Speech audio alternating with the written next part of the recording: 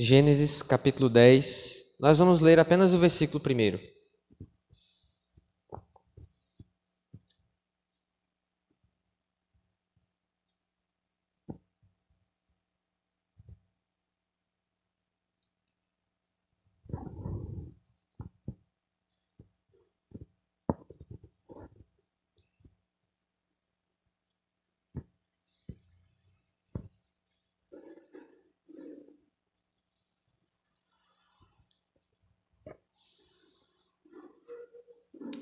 Bem, meus irmãos, mesmo assentados, mas com reverência à palavra do nosso Deus, hoje será a primeira parte, de quando nós falaremos sobre esse capítulo, dando continuidade à nossa série Princípio, e quando voltarmos do período de recesso, se Deus permitir, e se o Júlio não continuar a série, eu dei liberdade, o Júlio é quem vai estar trazendo a palavra nas 2 quartas-feiras que eu não estarei aqui, mas eu dei a liberdade tanto de continuar, seguindo o texto de Gênesis, quanto de pregar algum outro tema que esteja no coração dele, que o Senhor tenha colocado no seu coração. Então, voltando, ou a gente dá continuidade de onde o Júlio estiver parado, ou nós voltaremos para a segunda parte, onde a gente vai falar sobre o capítulo 10 de Gênesis. Amém? Diz assim a palavra do nosso Deus: Este é o registro da descendência de Sem, Cã e Jafé, filhos de Noé.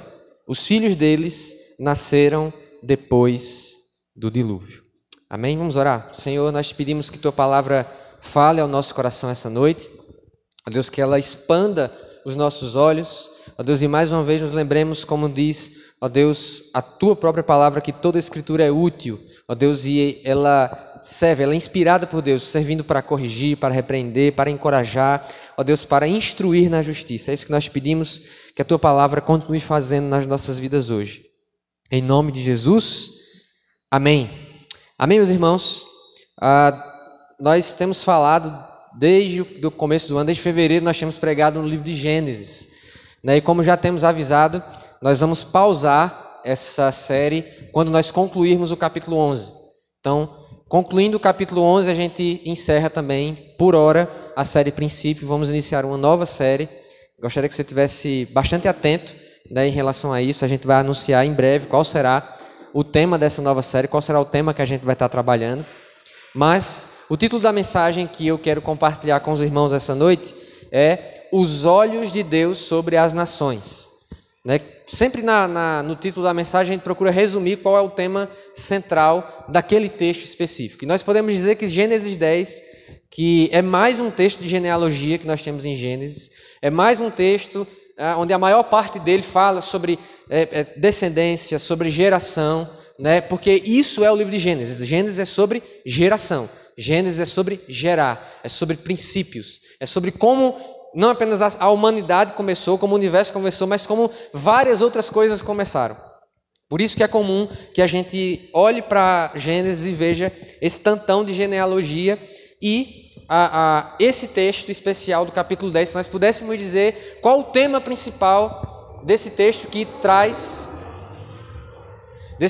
o relato pós-dilúvio. Ele é imediato ao que acontece no dilúvio ali, final do capítulo 9 que a gente terminou. O tema principal é: os olhos de Deus estão sobre as nações. Nós vamos ver que isso é parte daquilo que Deus está fazendo ao longo do livro. O que está relatado não é uma coisa fora de contexto, não é uma coisa fora do restante do livro, e é um bloco com o capítulo 11. Então, se nós queremos compreender bem o texto de Gênesis 10, Gênesis 11 está colado com ele. Às vezes, quando nós lemos a Escritura, a gente precisa perceber que nos mais variados tipos de texto que há na Escritura, há blocos de entendimento ali.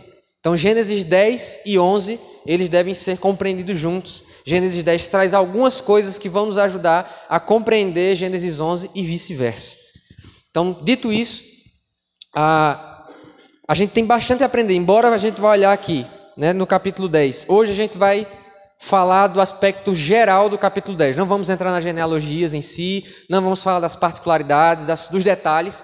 A gente vai ter um olhar mais geral e extrair algumas lições, alguns princípios aqui desse texto, de modo geral. E vamos, na próxima vez que falarmos sobre Gênesis 10, nós vamos falar sobre questões específicas.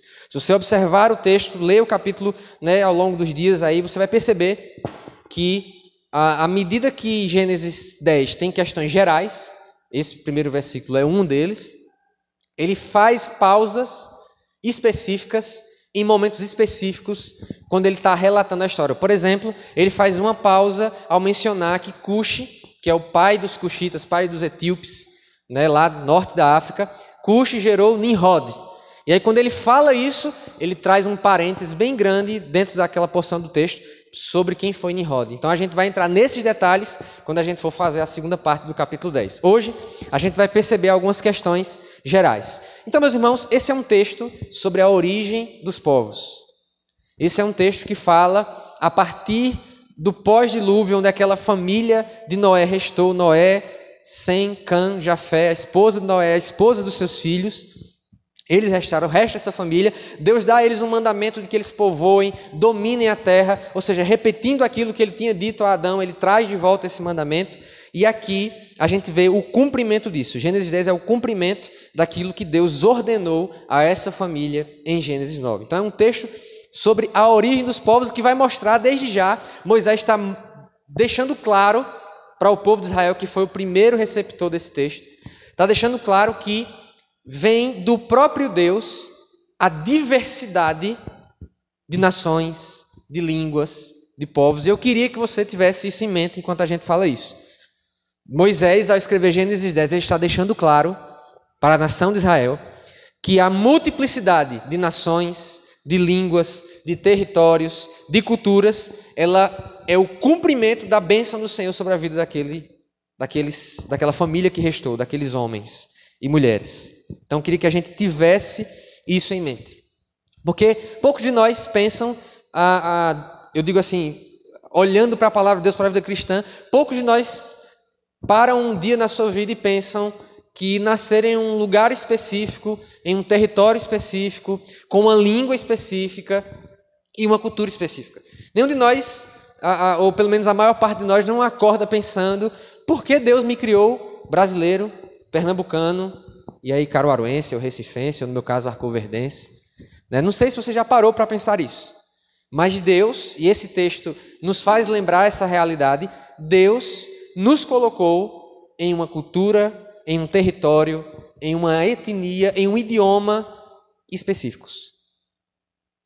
E a gente acha que, muitas vezes a gente pensa que isso é fruto de um processo talvez sociológico, antropológico, o mundo chegou nessa situação por causa das decisões dos homens, por causa das guerras ou dos conflitos. Embora essas coisas tenham sido meios, por detrás de cada identidade cultural, de cada realidade, de cada língua, cada povo, cada nação e território, está a mão do Senhor.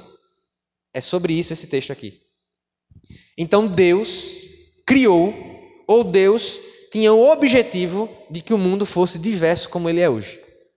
De que o mundo, as pessoas fossem diferentes umas das outras, como elas são hoje. De modo que quando nós saímos de Gênesis e vamos ao final da Bíblia, Apocalipse menciona que há povos, línguas e nações adorando ao Senhor Jesus. Diferentes culturas, diferentes identidades, diferentes línguas, diferentes nações adorando ao único e verdadeiro Deus. Então isso deve estar em nossa mente hoje. Nós vamos falar sobre três coisas. A gente vai falar sobre a bênção do Senhor, que é representada por esse fato que eu acabei de falar. Nós vamos falar sobre os limites que Deus colocou a essa bênção. E vamos falar também sobre a solidariedade da raça e a igualdade entre os homens. Eu vou explicar quando a gente chegar lá. Amém, meus irmãos? Primeiro, então, fica claro, que Gênesis 10, em Gênesis, multiplicação é sinônimo de bênção de Deus. Quando Deus cria o ser humano, ele abençoa, sejam fecundos, multipliquem-se sobre a terra. Ou seja, multiplicar-se, que é o que está acontecendo aqui. Gênesis vai fazer os três troncos de onde vem a humanidade. A próxima vez que a gente estiver falando sobre esse texto, a gente vai mostrar isso. Mas, de modo geral, os descendentes de Jafé tomaram uma parte do mundo conhecido, os descendentes de Cã tomaram outra parte do mundo, e os descendentes de Sem tomaram outra parte do mundo. Então, esse texto fala sobre esse espalhar, mas com base na multiplicação. Filhos e filhas que vão sendo gerados como resultado da bênção do Senhor. Como resultado desse abençoado Senhor. De modo que, quando a gente olha para a Escritura, você já deve ter percebido, não gerar, não produzir filhos é gera vergonha, gera tristeza. Né? Até hoje, né, a gente vê a luta de pessoas, de casais que tentam ter filhos, e como às vezes esse processo é dolorido, porque é parte daquilo que é a expectativa natural nossa, daquilo que Deus colocou no nosso coração e de que nós consideramos como bênção. Então, multiplicar é abençoar. Multiplicar é parte daquilo que Deus permite como a bênção dele para a humanidade, como a bênção dele para essa realidade aqui, para esses povos. Essa bênção ela é tão maravilhosa que ela atinge até os camitas, os descendentes de Cã. E por que você está dizendo isso, pastor? Semana passada nós falamos sobre o resto do capítulo 9, né? A segunda parte do capítulo 9, onde a gente vai ver a gênese, o princípio de tudo aquilo que a gente vai observar lá na frente na época de Moisés. Na época de Moisés, eles estão na terra de Canaã e Deus diz através de Moisés: vocês só estão entrando nesse território porque Canaã, que é descendente de Cã, os povos cananeus, eles estão sendo vomitados da terra por causa do pecado deles. A gente vê, por exemplo, Deus dizendo em visão para Abraão que a medida do pecado dos amorreus, dos ferezeus, dos jebuseus, os cananeus, a medida do pecado deles na geração de Abraão ainda não tinha atingido o limite. Mas na mesma visão, Deus diz a Abraão: seus descendentes vão passar 400 anos sendo oprimidos, mas eu os levarei para essa terra que você está, porque a medida do pecado desse pessoal, os descendentes de Cã, ainda não atingiu a sua medida completa, ainda não atingiu o limite. Ou seja, ao relatar, como a gente falou semana passada, a maldição de Noé sobre Cã, Moisés já está ligando a cabeça das pessoas que estão lendo o texto de Gênesis. Foi aí que começou todo o problema dos cananeus. Dessa palavra que foi dita por Noé. Eu vou ler aqui. Noé ele diz no versículo 25 do capítulo 9: maldito seja Canaã, escravo de escravos, será para seus irmãos. Disse ainda: bendito seja o Senhor, o Deus de Sem, e seja Canaã seu escravo. Amplie Deus o território de Jafé, habite ele nas tendas de Sem, e seja Canaã seu escravo. Ou seja, uma maldição proferida por Noé, dita por Noé a respeito de Cã. Mas mesmo esse povo recebeu a bênção do Senhor. Porque quando nós vamos ler o texto do capítulo 10, né, inclusive a maior parte do capítulo 10 é gasta para falar justamente sobre os descendentes de Cã, que foram também abençoados pelo Senhor com essa multiplicação. Meus irmãos, essa verdade nos aponta para uma característica de Deus, para algo a respeito de quem Deus é. Deus é bom. Deus é benigno.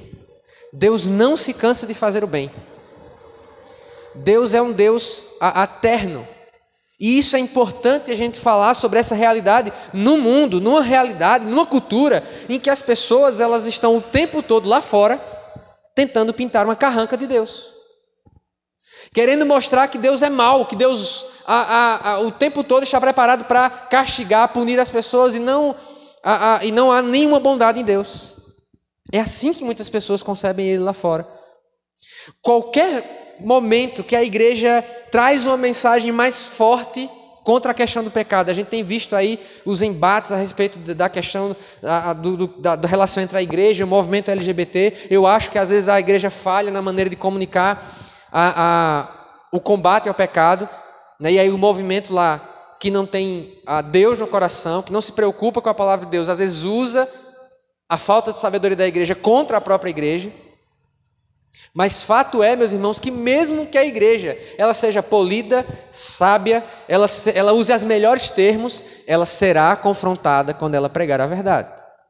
Ela será confrontada quando ela falar a verdade. Quer nós queiramos ou não. Concordo com algumas coisas que são ditas, com a forma que se usa muitas vezes para se falar contra o pecado. Não concordo. Mas independente de como você vai falar, você vai encontrar oposição. Você pode ser o mais educado, você pode pedir 1000 perdões antes de falar, mas você vai encontrar. E nós percebemos que, mesmo que tentem pintar um Deus o tempo todo carrancudo, o tempo todo preparado para destruir tudo, o Deus da Escritura é bom. O texto do Salmos fala: provai e vede que o Senhor é bom. Claro que a bondade de Deus, dentro desse mesmo texto do Salmo que eu acabei de falar, ela é provada. Né? É parecido com a ideia de um experimento, ou melhor, com a ideia de você comer uma comida nova. Né? Eu lembro que eu estava na casa de uma pessoa, aí trouxeram essas comidas japonesas que eu não sei para onde vai, não sei o nome. Né? Meu negócio é cuscuz, ovo, né? Um cuscuz com salsicha, uma tapioquinha. Comi uma hoje, inclusive, estava top.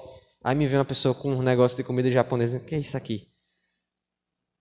Né? Não, prova, é bom, mas diga o nome. Pra eu saber depois se eu gostar ou não. Aí disseram o nome lá, nem me lembro mais. Aí peguei, era pegajoso assim, um negócio preguento. Rapaz, isso tá passado não. Tava na geladeira. Não, é bom, é bom. Aí, prove pra você saber. Prove pra você saber que é bom. Enquanto aqueles que não provam o Senhor não provarem, eles vão com certeza ter uma noção de um Deus carrasco, de um Deus mau. Mas o Deus que é apresentado aqui nesse texto, que abençoa todos os filhos de Noé, que abençoa todas as suas gerações, inclusive as gerações dos cananeus, da descendência de Cã, esse Deus que traz essa bênção é um Deus benigno. Jesus nos lembra disso quando ele fala: Deus faz nascer o sol sobre bons e sobre maus. Deus traz a chuva para a colheita do justo e do injusto. Às vezes, até nós que somos crentes, a gente se pega, às vezes, reclamando com Deus. A gente se pega olhando para Deus dizendo: por que aquele fulano lá não está nem aí para Jesus? E o negócio dele, o trabalho dele, dá tudo certo, caminha tudo bem. E a gente fica nessa crise, né? E o meu dá certo, não é porque ele é uma pessoa boa, dá certo porque Deus é bom. Simplesmente isso. Porque se Deus não fosse bom, não sobrava ninguém. Se Deus não fosse benigno, nenhum de nós estaríamos aqui, meus irmãos. Porque Deus é bom, Ele abençoa. Porque Deus é bom, Ele concede a sua graça. E nós cremos, meus irmãos, que essa graça de Deus, ela é uma graça prévia. Antes que qualquer pessoa, antes que eu e você, inclusive, antes de sermos salvos, quiséssemos qualquer coisa com Deus, a graça dele já atuava em mim e em você. Você sabia disso? Pense, isso faz parte da nossa doutrina, inclusive, enquanto nazarenos. Pense na pior pessoa que você imagina. Ela não é tão ruim que não tem um tiquinho da graça de Deus atuando na vida dela. Porque se Deus retirasse... É isso que o Jonathan Edwards fala sobre esse assunto que ele fala no Pecadores nas mãos de um Deus irado. Ele diz: você está numa corda bamba, é um sermão bem famoso. Depois que ele terminou de pregar, o povo estava se agarrando nas pilastras, se agarrando nos bancos, porque tiveram a impressão de que o inferno estava se abrindo para engolir eles. É uma pregação bem famosa. Tem no YouTube, tem na internet, você pode ouvir. E o Jonathan Edwards, usando o texto do profeta, ele diz nessa pregação: você acha que você está bem, que você está seguro, que você está numa posição de conforto? Pois saiba que você está numa corda bamba. E aí o povo começa a ouvir aquilo ali, né? E Deus vai trabalhando, o Espírito Santo vai trabalhando. Você está numa corda bamba. Não fosse, ainda que seja pouquinha, uma gotinha, um vapor da graça de Deus sobre a sua vida, você já estava perdido. Você cairia, você se precipitaria direto no inferno. É a mensagem que o Jonathan Edwards traz lá.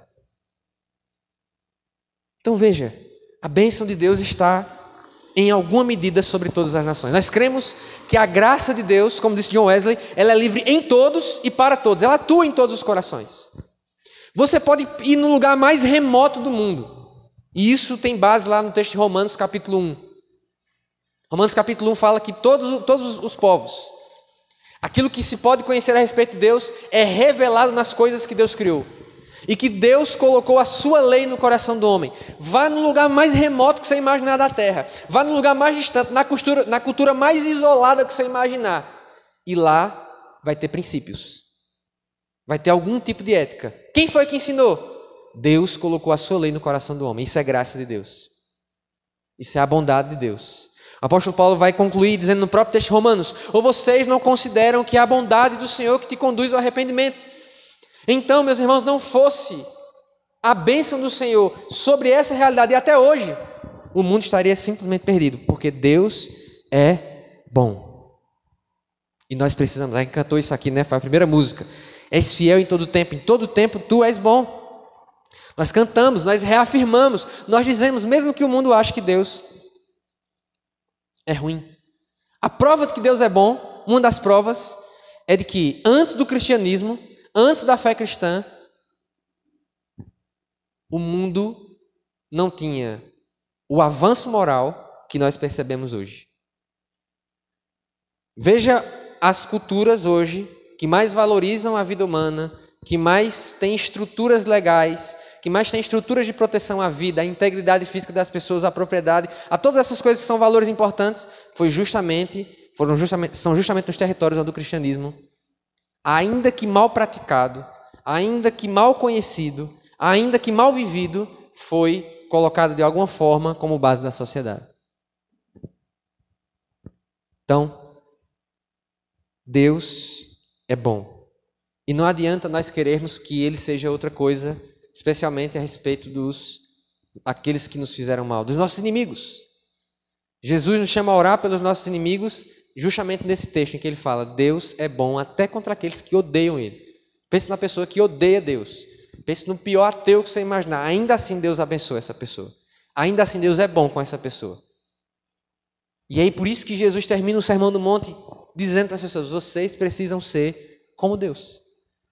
Deus, Ele é bom com todo mundo. Deus, Ele é benigno com todo mundo. Ele estende a sua bondade com todas as pessoas e Ele nos chama a fazer a mesma coisa. E esse tema da bênção de Deus também está no restante do livro de Gênesis. A gente olha, por exemplo, lá quando Deus chama Abraão, Ele diz que Abraão, eu estou lhe chamando, eu farei de você um grande povo, eu multiplicarei a sua descendência. Está vendo a multiplicação? A bênção de Deus na multiplicação. E Ele diz, eu abençoarei todas as nações através de você, Abraão. Em ti serão benditas todas as nações da terra. Então, esse propósito de Deus de abençoar todas as nações que está no capítulo 10, ele vai mais à frente depois. Ele segue mais à frente depois. Ele vai.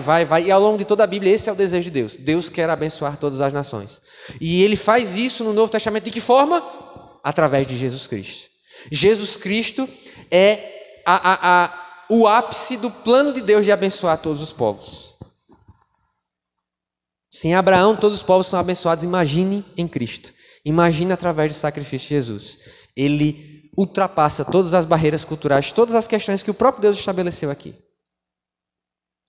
Outra coisa que fica muito claro e que a gente precisa se lembrar essa noite a respeito dessa bênção de Deus, ela mostra que Deus, como diz Tiago em sua carta, Deus não faz acepção de pessoas. Meus irmãos, eu amo a doutrina da Igreja Nazarena, porque a nossa doutrina diz, de acordo com o que a própria Escritura afirma, que Deus amou o mundo de tal maneira, como diz o texto de João 3,16, que enviou seu Filho para que todo aquele que nele crê não pereça, mas tenha a vida eterna.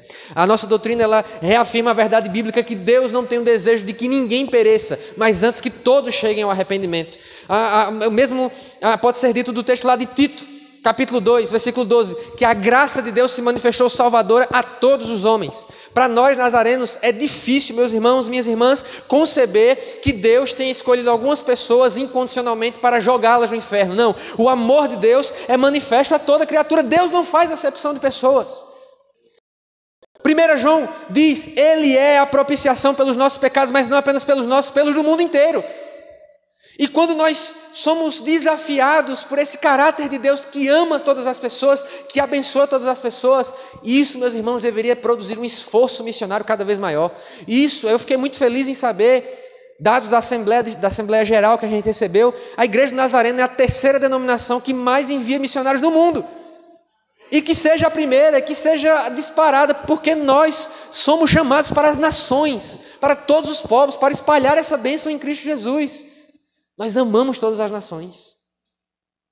Às vezes você vê aquele documentário com aquele costume terrível de um determinado povo. Eu lembro de uma vez que o meu TCC na faculdade, ele foi sobre infanticídio indígena. Meu trabalho de conclusão de curso, quando eu fiz o curso de Direito. E ele surgiu de uma reportagem do Fantástico que eu estava assistindo com meu pai, mostrando que isso acontece aqui no Brasil. Que algumas tribos, quando nasce gêmeo, quando nasce com alguma questão, alguma limitação física, se nasce cego. Em algumas tribos, quando nasce mulher, se a segunda ou terceira filha é mulher, essa criança é morta. Então, ao mesmo tempo que Deus estabelece aqui, isso fica claro, as culturas dos povos, Ele vai estender a sua bênção. E a bênção do Senhor muitas vezes irá confrontar questões culturais. Irá bater de frente com questões culturais que são contrárias à vontade de Deus. O fato de que Deus permitiu a formação de línguas, povos e nações não quer dizer que Deus se agrada de toda cultura, de tudo aquilo que as culturas fazem, inclusive culturas que são chamadas cristãs, inclusive culturas que, de alguma forma, fazem referência ao cristianismo. E é um desafio para todo missionário, para a igreja do Senhor Jesus, chegar num lugar e entender que ao mesmo tempo que eu não estou, isso é muito claro, precisa ficar muito claro isso aqui. Se lá no grande dia terão povos de todas as tribos, línguas, raças e nações, quando eu prego para uma outra cultura, eu não estou convertendo aquela pessoa à minha cultura, não. Eu estou convertendo ela a Jesus. Mas tudo aquilo, naquela cultura que resiste ao senhorio de Cristo, precisa ser vencido. Então, não tem problema, a gente teve essa experiência há alguns anos, alguns aqui estiveram nesse dia. A igreja, em 2018, passou por um processo de reforma e nós fizemos um culto, hoje é a Bethany House, mas era a IABV naquela época. O pastor Jason cedeu o espaço do templo para que a gente pudesse fazer o culto lá enquanto terminava a reforma aqui. E nós recebemos o pastor Ricardo, da Missão Juvep, que trabalha com indígenas. E a nossa ceia foi açaí e beiju. Por quê? Porque onde a palavra de Deus chega e esse elemento cultural faz parte, é difícil você explicar para aquela pessoa o que é um pão. Você nunca viu um pão. Mas ela sabe o que é o beiju de cada dia. O beiju nosso de cada dia nos dá hoje. E a gente fez a ceia. Eu lembro que algumas pessoas ficaram, gente, açaí. Minha esposa mesmo, Maíra, odeia açaí. E alguém pode pensar, mas para que a gente perceba, quando nós pregamos o Evangelho, quando nós estendemos a bênção do Evangelho para outras culturas, não estamos convertendo pessoas para serem brasileiras, para serem pernambucanas, não. Ela vai ser uma indígena, com os elementos culturais dela, com as questões culturais dela, mas ela vai render muitos desses elementos para que ela possa servir o Senhor Jesus. Onde Jesus chega, ele obviamente aproveita alguns elementos culturais. Vou indicar 3 livros para você ler. Eu queria que eles estivessem na nossa biblioteca, mas não tem. Os 3 são Eita, fugiu agora. Acho que é Dom Richardson. O Totem da Paz, o Fator Melquisedeque e Os Senhores da Terra. São 3 livros para quem ama missões e que falam justamente sobre esse relacionamento entre missões, a igreja e as muitas culturas dos povos. Fica aí de indicação para você ler depois. Então, Deus, como eu vinha dizendo, dentro disso tudo, Deus não faz acepção de pessoas. Nós não somos mais detentores do Evangelho, mais merecedores do Evangelho, da graça de Deus ou da bênção de Deus, do que os povos indígenas, do que os asiáticos, do que os europeus. Nenhuma cultura pode chegar assim e dizer: a graça de Deus, o Evangelho, a palavra de Deus pertence a mim. Deus é um Deus para todas as nações. Na década de 70, houve uma reunião que aconteceu lá na Europa, né? A Conferência de Lausanne, que reuniu cristãos de várias denominações do cristianismo. E eles criaram uma máxima: o Evangelho todo, para todos os homens, em todos os lugares, em todos os tempos. Esse chamado do Evangelho, ele é multicultural. Ele é para todas as nações. De modo que, se você tiver a experiência, eu sonho com esse dia, que eu vou assistir um culto ou em Guiné-Bissau, ou em uma outra... assim, quando eu penso em Guiné-Bissau, tenho muita vontade de ir para lá. Mas se Deus mandar para Cabo Verde também, para outra... Quando você for para um lugar desse, né, uma outra cultura, uma realidade, que você vê lá que os irmãos não têm violão, é do começo ao fim a percussão moendo na hora do louvor, só percussão e voz. Não estranhe. Deus deu a eles essa identidade. Deus deu a eles essa oportunidade de louvar. De modo que quando eles vêm para cá, eles até acham estranho, como nosso culto é tão curtinho, como é tão rápido. Se você for para a Europa, né, e ver lá os camaradas tocando a gaita de fole na Escócia, lá embrenhado na Escócia, tocando a gaita de fole, usando kilt, que é uma saia quadriculada que vem até aqui, tocando Amazing Grace. Um dos solos mais bonitos da música Amazing Grace que eu já vi foi um camarada tocando na gaita de fole. E não acha estranho, não. Porque o Deus, ele não cabe. A graça de Deus, a bondade de Deus e o Evangelho, ele é maior do que todas essas coisas. E que bom que ele é. Que bom que o Brasil não pode chegar assim e dizer: não, o Evangelho pertence a nós. Não. A graça de Deus é para todos os povos. Mas essa multiplicação, voltando agora para o texto, Deus coloca nela alguns limites. Há uma fórmula aqui nesse texto que ela vai se repetir ao longo do texto. Vai comigo para o versículo 5. Olha o que o versículo 5 diz. Deles procederam os povos marítimos, falando dos descendentes de Jafé, os quais se separaram em seu território, conforme a sua língua, cada um segundo os clãs de suas nações. Primeira vez que essa fórmula aparece. Mais ou menos do mesmo jeito vai para o versículo 20 agora, do capítulo 10.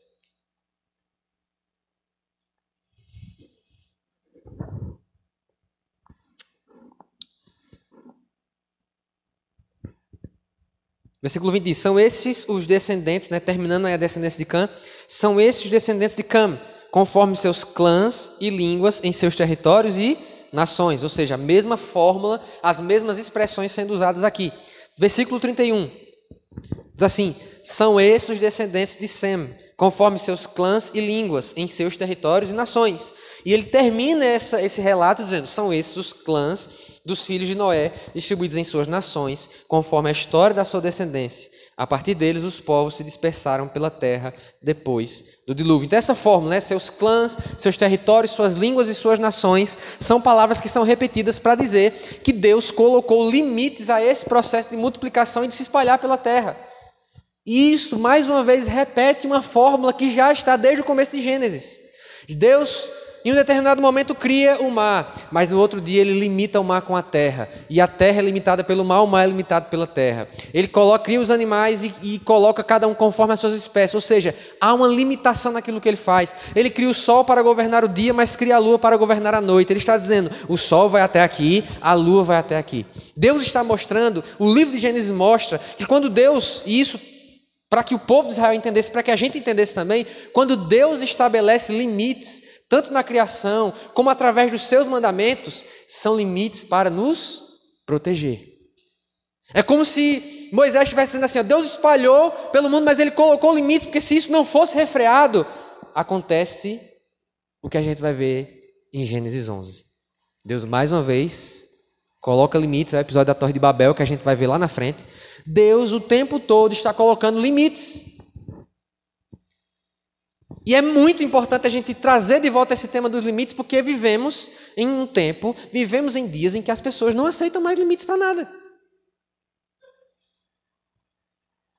As pessoas querem ter lazer sem limite, prazer sem limite, distração sem limite, querem comer sem limite. De modo que, meus irmãos, até aquilo que abençoa, veja, nós estamos falando da bênção de Deus aqui, os povos se multiplicando. Até aquilo que abençoa, se não tem limite, se transforma em um mal. Até aquilo que é bênção, pense agora nas bênçãos que você recebe de Deus. Até aquilo que é bênção, se transforma em um mal quando não é limitado. Exatamente. Igual remédio. Uma das maiores bênçãos que alguém pode experimentar na sua vida é ter um filho. Receber um filho, uma filha da parte do Senhor. Agora, a partir do momento que o filho, ou a filha, ou qualquer pessoa que assuma um lugar importante na nossa vida, ele toma o lugar do Senhor, a bênção se transforma em algo muito ruim. Pense sobre isso agora. Quantas das bênçãos do Senhor agora que Ele derramou sobre a sua vida têm o perigo hoje de se tornarem algo ruim, porque estão sendo aproveitadas sem limite? Coloque barreiras a respeito daquilo que você faz, daquilo que você pensa. Uma vida com limites não é uma vida sem liberdade. Vida sem liberdade é ser escravizado pela falta de limites, como a sociedade de hoje vive, escravizada pela falta de limites. Na sexualidade, uma sexualidade desenfreada. Não há nada quando o assunto é sexualidade que o nosso mundo hoje não faça quando ele quer fazer. De tudo, todo tipo de abominação é praticada pelo nosso mundo hoje. Qual tem sido o resultado? Tem produzido o quê? Tem gerado o quê? Morte. Tem matado pessoas. Tem destruído vidas. Portanto, quando a gente quer fazer alguma coisa, Deus diz, aqui não. É uma proteção. É que nem a história experimentada pelo próprio Balaão, Ele coloca a jumenta lá na frente, o anjo está mesmo aqui na frente para matá-lo, e a jumenta na frente. E ele toma a lapada na jumenta.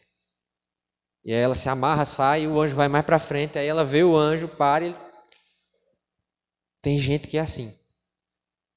Deus está lá, esperando para ver se a pessoa vai desobedecer ou não, vai fazer ou não. Vai ter o coração orgulhoso que a gente leu no texto de Provérbios no começo do capítulo 5. E a pessoa vai lá. E tem um aviso. E a pessoa se chateia com quem avisou. Aí Deus teve que abrir a boca da jumenta. E é engraçado que Balaão conversa com a jumenta como se fosse a coisa mais normal do mundo, né? Não diz nem que ele se assustou. Eu tinha dado uma carreira tão grande com uma jumenta falando. Deus coloca limites, meus irmãos, minhas irmãs, para que a gente possa viver bem. Uma vida com limites, é uma vida disciplinada. Outra coisa que as pessoas odeiam hoje. Disciplina. Ordem. Organização. Todas essas coisas são presentes de Deus para que a bênção que Ele nos dá não se torne um problema. Pense nisso. Pense nas coisas que você precisa limitar hoje, mesmo aquelas que são boas. Tem muita gente sofrendo, não é por causa do pecado, não. É porque está usufruindo de coisas legítimas demais. É pecado chegar em casa hoje e assistir um episódio da Netflix, se não for uma série ruim. Às vezes é difícil achar na Netflix uma boa. Mas se for uma coisa que não seja ruim, você está ali, tem alguma coisa aproveitando, um documentário, alguma coisa, não é ruim. Agora, se você vai virar a noite fazendo isso, já começa a ser um problema. Você está usufruindo de uma coisa legítima de um modo ruim, sem limites. Pegou aí? Amém? E por fim não. Antes ainda falando sobre essa questão dos limites que Deus colocou. Isso está ao longo de toda a Escritura.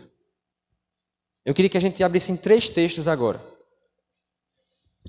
Vamos lá em Amós, capítulo 9.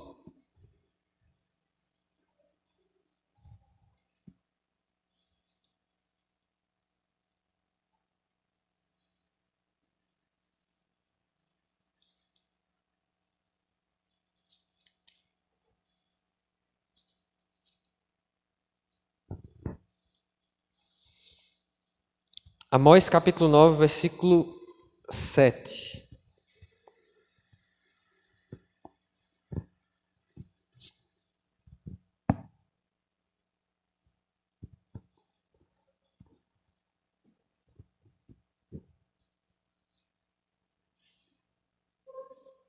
Olha que interessante.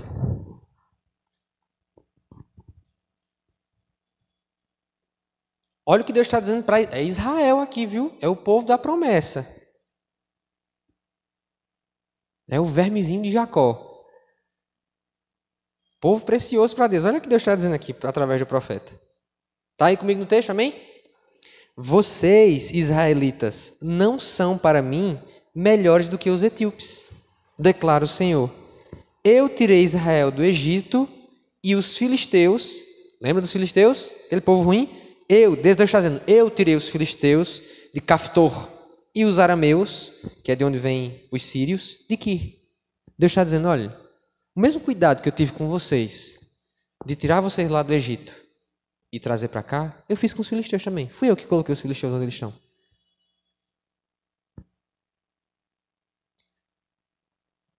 Eu, enquanto li esse texto, me lembrei, alguns aqui alcançaram, finalzinho da década de 80, começo da década de 90, todo o processo de desmanche da União Soviética, queda do Muro de Berlim, né, como isso era noticiado e tudo mais, tudo que acontecia, e a expectativa que as pessoas tinham, né, quem viveu aquela época e via como o mundo estava se transformando ali pós-Guerra Fria, ficava com medo de agora o que é que vai acontecer.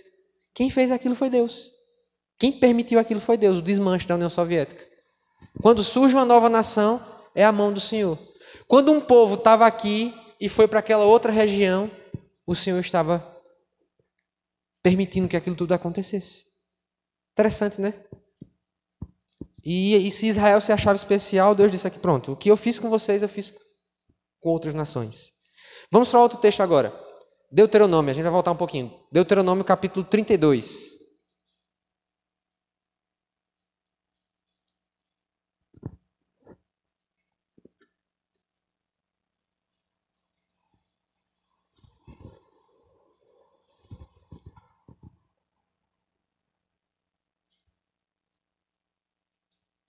versículos 7 e 8.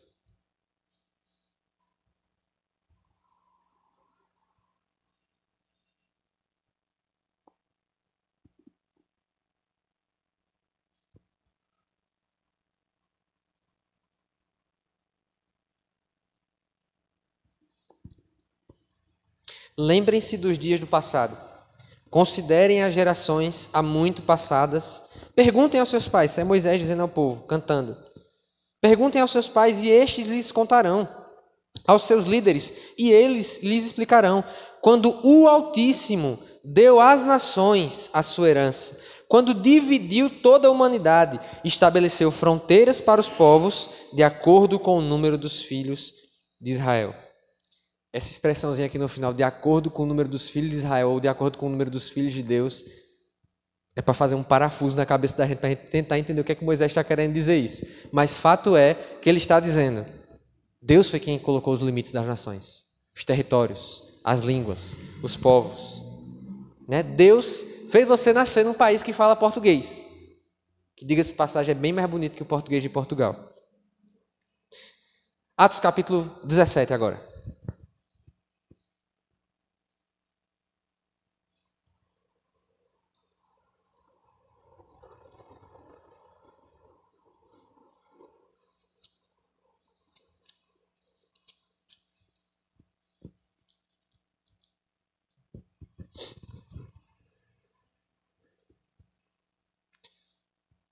Vamos ler dos versículos 24 até o 28. Olha o que diz o texto. O Deus que fez o mundo e tudo que nele há é o Senhor dos céus. Ele está pregando aos atenienses e da terra. E não habita em santuários feitos por mãos humanas.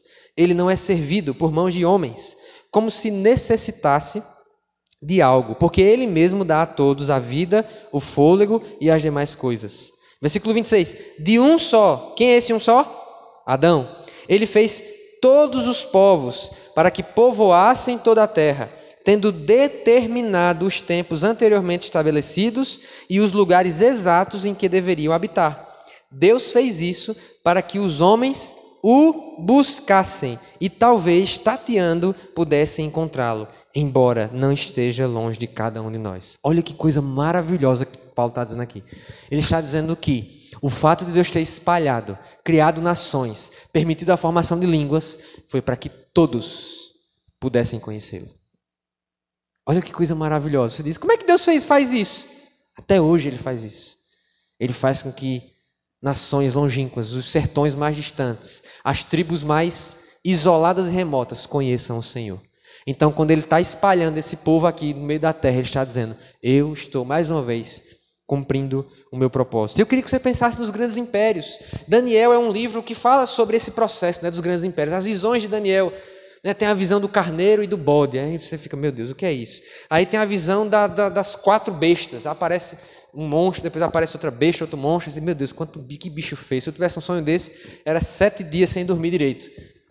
Mas o que são essas visões? O que Daniel vê são os impérios que se formarão. Ele tem ali o Império Babilônico, depois vem o Império Medo-Persa, depois vem o Império Grego.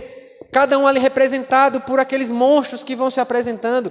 Impérios que governaram extensões territoriais absurdas.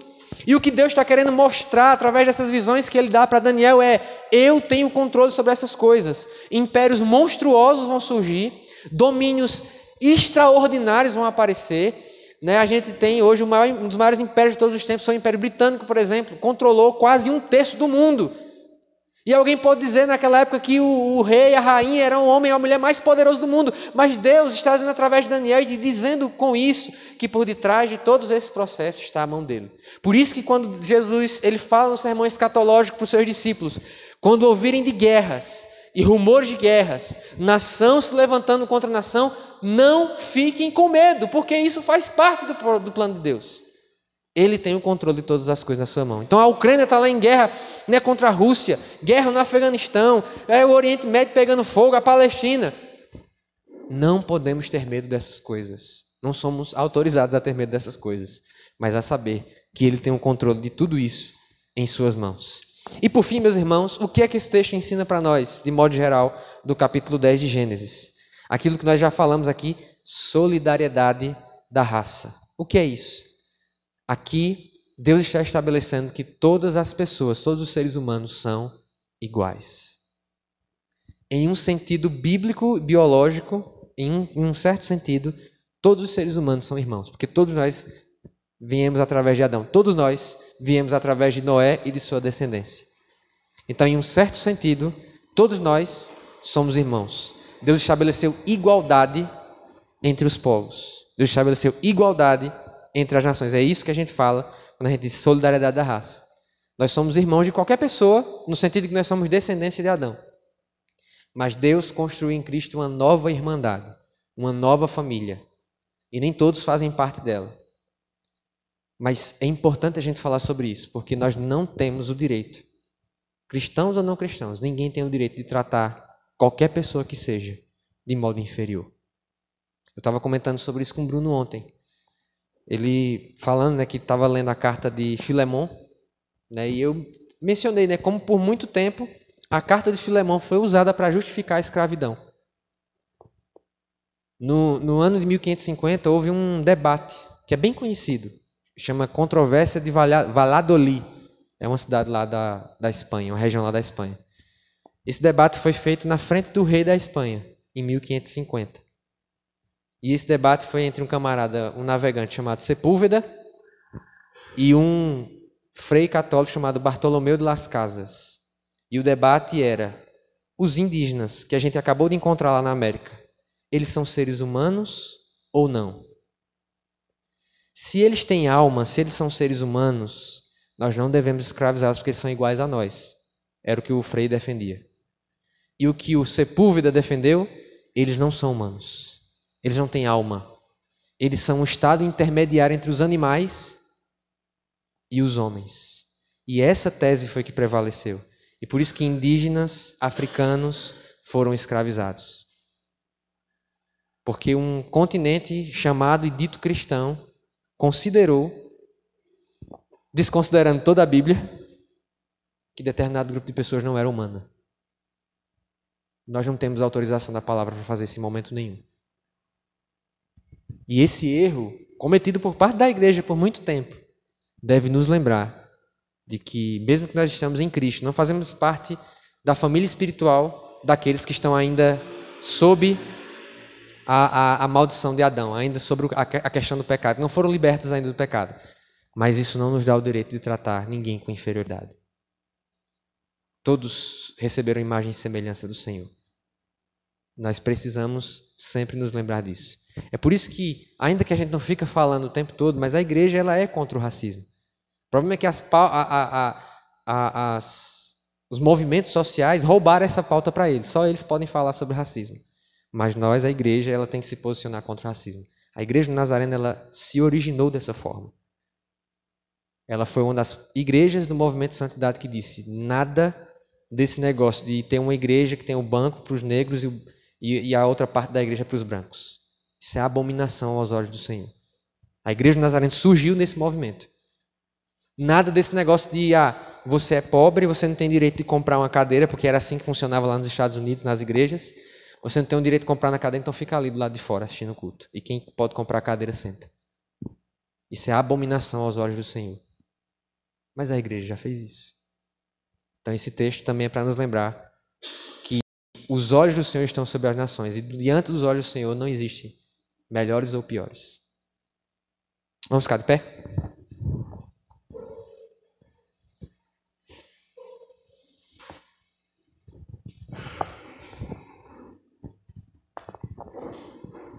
Nós vamos